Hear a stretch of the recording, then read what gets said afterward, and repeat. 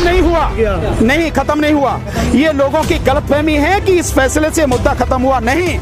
जो लोग इंसाफ पसंद हैं, जो लोग न्याय चाहते हैं और जो लोग हर गलत बात के खिलाफ आवाज उठाना जानते हैं, उन सबके दिमाग में ये सवाल है, सरकार को, कोर्ट को, कोई भी हो, उनको इस बात का जवाब देना पड़ेगा। ये जिम्मेदारी है उनकी और ये मसला हल नहीं हुआ अभी। फैसले के लिए आपने सब किया है और आपने जगह उन लोगों को दे दी जिन लोगों ने मस्जिद को ढाया, जिन लोगों ने मस्जिद को तोड़ा। तो कल क्या होगा? इंसाफ नहीं हुआ, न्याय नहीं हुआ। हाँ, फैसला जरूर हुआ और हम अदालतों से इंसाफ चाहते हैं, न्याय चाहते हैं, फैसला नहीं चाहते कि जिस जगह बाबरी मस्जिद बनी उसके नीचे कहीं कोई मंदिर नहीं था, मंदिर के कोई निशान नहीं थे, वहां पर मंदिर के कोई निशान नहीं थे। तो जब आप ये कह रहे हैं मंदिर के निशान नहीं थे, तो पहला ये दावा उन लोगों का खारिज होता है जो कहते हैं कि यहाँ पर मंदिर था और मस्जिद थी वहां पर। इस बात को माननीय सर्वोच्च न्यायालय भी मानती है और ये बात सारी दुनिया भी जानती है। हर किसी ने देखा अपनी आंखों से कि 1992 में 6 दिसंबर को जो टूटा ढांचा वो मस्जिद थी। लेकिन आपको जमीन दे तो कुछ देरों में मुझे, अगर आपने मेरा दावा खारिज कर दिया तो आप जमीन क्यों दे रहे हो मुझे?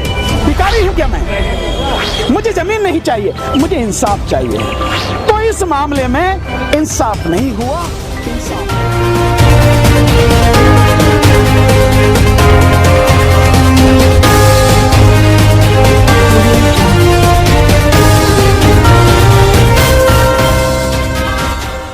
नहीं हुआ।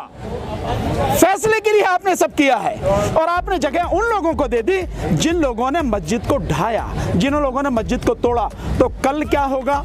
कल कोई भी व्यक्ति कहेगा, किसी का भी बढ़िया मकान जिसकी नजर होगी 4 गुंडों की कि यार इसका तोड़ दे भाई इसे, अब वो कहेगा मेरा मकान तोड़ दिया, तो सुप्रीम कोर्ट कहेगी हम मान रहे यार तेरा मकान तो तोड़ दिया, पर यार दे दे इन गुंडों को, निपटा पर गाय को झगड़े में पड़ा, इन्हें दे दे यार, तुझे कहीं और दे देंगे।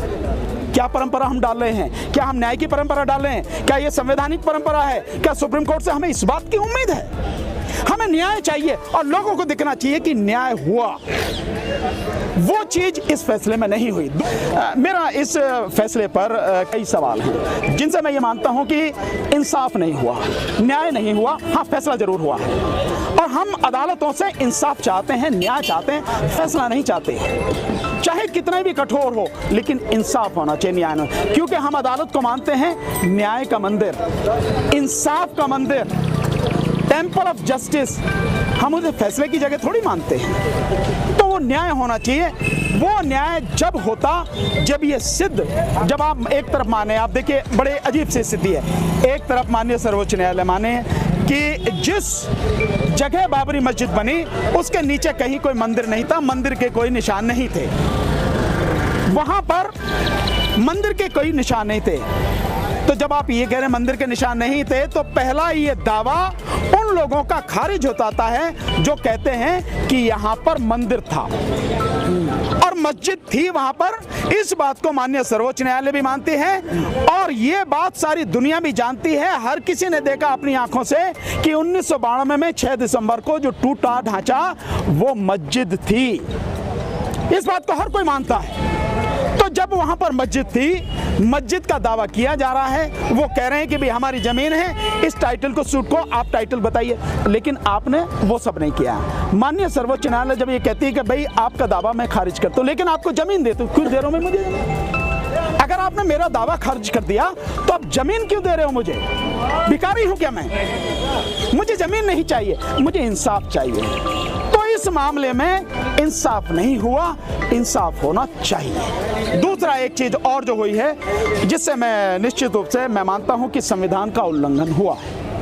ये सच है और सही है कि माननीय सर्वोच्च न्यायालय को भारतीय संविधान के अनुच्छेद 142 के तहत बहुत पावर है, इनहेरेंट पावर है, जो चाहे कर दे। लेकिन उसमें एक शब्द है, वो पावर किस लिए इस्तेमाल की जाएंगी? संपूर्ण न्याय, कंप्लीट जस्टिस। 142 आर्टिकल 142 कहता है कंप्लीट जस्टिस। उसके लिए सुप्रीम कोर्ट कुछ भी कर सकती है, कोई दस्तावेज मंगा सकती है, किसी को बुला सकती है, जो चाहे कर सकती है, लेकिन किसके लिए? Complete justice. दूसरा, हमारे देश की जो हमारे देश का संविधान है, संविधान की प्रस्तावना में कहा गया है हम भारत के लोग भारत को एक संपूर्ण प्रभुत्व संपन्न समाजवादी पंथ निरपेक्ष लोकतंत्रात्मक गणराज्य बनाने के लिए, मतलब पंथ निरपेक्ष का मतलब इस देश में जो भी सरकार होगी, राज्य कोई भी हो, किसी की सरकार हो, उसका कोई धर्म नहीं होगा। पर आप मंदिर बनाने के लिए ट्रस्ट बनाने की जिम्मेदारी आप केंद्र सरकार को दे रहे हैं, तो आप धर्म की जिम्मेदारी सरकार को दे रहे हैं। इसका मतलब यह है कि संवैधानिक जो ढांचा है आप उसे खत्म कर रहे हैं। माननीय सर्वोच्च न्यायालय को संविधान का संरक्षक होना है और किसी भी भावनात्मक, किसी भी अंधविश्वास, किसी की आस्था से उसका कोई लेना देना नहीं है। न्याय बिल्कुल होना चाहिए, शीशे की तरह साफ होना चाहिए, दिखना चाहिए कि न्याय हुआ, दूध का दूध पानी का पानी। और ऐसे मामले में कम से कम संविधान के संरक्षक होते हुए माननीय सर्वोच्च न्यायालय को यह नहीं कहना चाहिए था कि भैया ट्रस्ट बनाओ और मंदिर बनाने के लिए ट्रस्ट बनाई जाए। तुम क्यों कह रहे हो? तुमने जिसको जमीन दे दी उसको कह दी दे दी जमीन, तुझ बना भैया मंदिर बना, तुझे जो बनाना बना। आप सरकार की जिम्मेदारी क्यों कर रहे हो? ये बहुत ही गंभीर मसला है। आने वाले समय में बहुत चीजें होंगी। अब आप देखिए, पहले से ही आरएसएस का प्लान है, फिर वो काशी वाला मसला, फिर वो मथुरा वाला मसला। जब भी इनको लगेगा कि इन्हें वोट की राजनीति करनी है तो राम मंदिर का सेटल हो गया, तो अब आप उसका उठाओ, काशी का उठाओ, फिर आप उसका मथुरा का उठाओ। आपने उन लोगों को बढ़ावा दे दिया जो इस देश में किसी भी हालत में अमन नहीं चाहते और धर्म और जाति के नाम पर नफरत फैलाते हैं। ये हुआ है इस फैसले में, इसलिए मैं इस फैसले से निश्चित रूप से संतुष्ट नहीं हूं। सारे सवाल खड़े हो रहे हैं, आखिर कोर्ट ने ऐसा फैसला क्यों दिया? ये आपके भी जहन में बात है, मेरे जहन में बात है, हर आदमी के जहन में बात है कि कोर्ट ने ऐसा फैसला क्यों दिया। ये तो आप भी लोग, हर कोई व्यक्ति ये कहेगा यार क्या इस पे जो मतलब सरकार का दबाव है या क्या आरएसएस का दबाव है या कहीं भी कोई ना कोई बात तो है।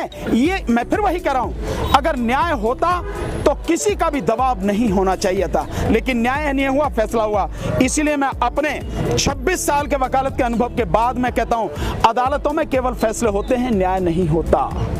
तो मेरा इस देश की जुडिशरी पर कोई विश्वास नहीं है। और मैं ही नहीं, अगर जस्टिस गांगुली कहते हैं और जस्टिस काटजू कहते हैं और बहुत से लोग जो हैं विद्वान हैं वो कहते हैं, तो निश्चित रूप से ये परिस्थिति गंभीर है। सवाल तो खड़े हैं ही, इनके जवाब तो लोगों को चाहिए। 4-5 सालों में तो मतलब उसकी कोई सीमा नहीं रही है, उसकी सीमा नहीं रही है 4-5 सालों में। तो 4-5 सालों में तो वो फैसले आ रहे हैं जो जैसे चाह रहे हैं कुछ लोग। आपने बाबरी मस्जिद वालों को 5 एकड़ जमीन दी, क्यों दी? जब आप उनका दावा खारिज कर रहे हो नहीं ये जगह तुम्हारी नहीं है, तो उन्हें जमीन क्यों दे रहे हो भाई? इसका क्या मतलब है भाई?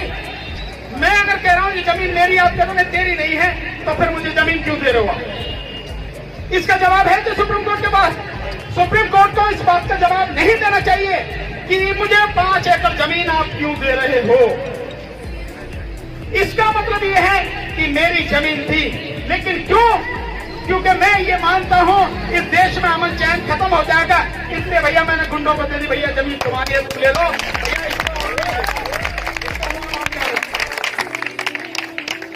इंसाफ नहीं हुआ अभी तक, इंसाफ चाहिए था और हम इंसाफ के लिए लड़े थे। और दूसरी बात, जो बात कही है बार बार आरएसएस के लोगों ने लगातार, सरकार की तरफ से भी लगातार, मुस्लिम समाज के लोगों में जाके जगह जगह जाके कहा जा रहा है अमन बनाए रखिए, अमन बनाए रखिए। हम क्या गुंडे हैं भाई? अरे अगर आपको सीख देनी है तो उनको देते ना, जाके उन गुंडों को बताते कि अगर तुमने कोई बदतमीजी की कानून तुम्हारे खिलाफ कार्रवाई करेगा, सुप्रीम कोर्ट का आदेश है तुम्हें बंद करके जेल में डाल दिया जाएगा। उन्हें कहते ना आप, लेकिन आपने उन्हें नहीं कहा। तो आप कर क्या रहे हैं? इसका मतलब यह है कि जो लोग इस देश में फिरका परस्ती चाहते हैं, जो लोग इस देश की शांति को भंग करना चाहते हैं, जो लोग आतताई हैं, आतंकवादी काम कर रहे हैं, आप उन लोगों को बढ़ावा दे रहे हैं। सरकारी स्तर पर बढ़ावा दिया जा रहा है। और दुख की बात यह है कि माननीय सुप्रीम कोर्ट जिसे न्याय करना चाहिए था, उसने भी न्याय नहीं सिर्फ फैसला किया। इसीलिए साथियों, वकालत करते हुए भी पिछले 26 साल से मैं वकालत कर रहा हूं, मेरा इस देश की अदालतों पर कोई भी भरोसा नहीं है। इस देश की अदालतों में इंसाफ नहीं होता, यहाँ पर सिर्फ फैसले होते हैं। और फैसला देने के लिए किसी को भी आप बैठा दिए, कोई भी फैसला दे देगा। ऐसा फैसला तो यहाँ से किसी भी साथी को बैठा दिया वो भी दे देगा, कुछ नहीं होने वाला। दिक्कत ये है साथी, क्योंकि मैं आपसे कहना चाहता हूँ, या तो आवाज बुलंद करना सीखो, या तो आवाज उठाओ जो उनके खिलाफ, अन्यथा तो लाशें उठानी पड़ेंगी आपको, हमको।